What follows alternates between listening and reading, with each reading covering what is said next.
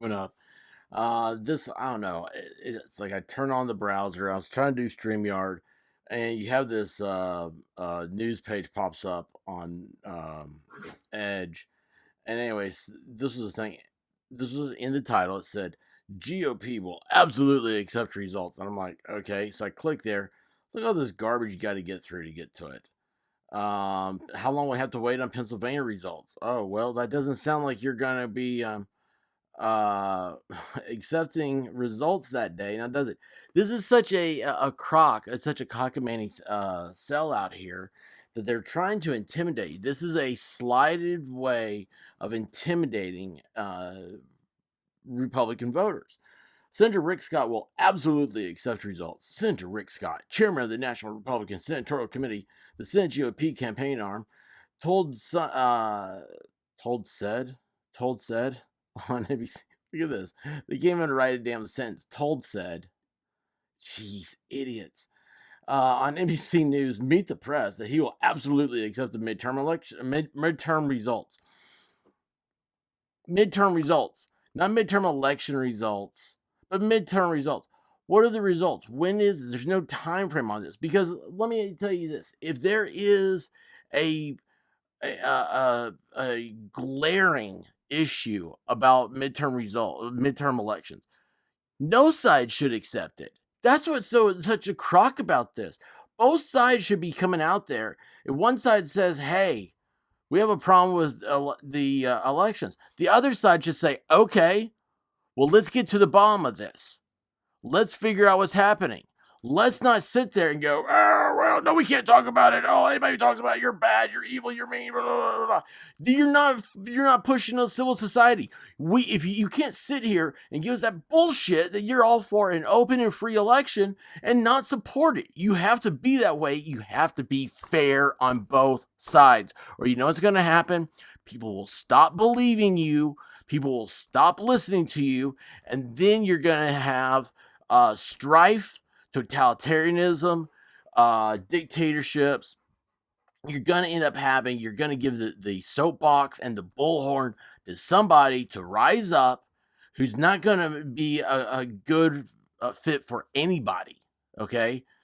And you know what? I'm using history as the lamp to guide my feet. Okay. The lamp of history is the light that guides my feet. Sir Patrick, not Sir, but it's Patrick Henry. Give me liberty or give me death speech. All right, this is idiotic. This is favoritism. This is stupidity. This is slide use of words, terms of art, political hyperbole, and it's got to stop. You have to either you have if there's bad characters, bad play at this, or if you say there is bad play, you got to prove it, man. You got to prove it. Both sides ought to come together and say, okay, let's figure out what's going on here. Scott added, but what we're also going to do is do everything we can to make sure that they're free and fair. Again, this is a one-sided thing. You don't see the other political party saying they are.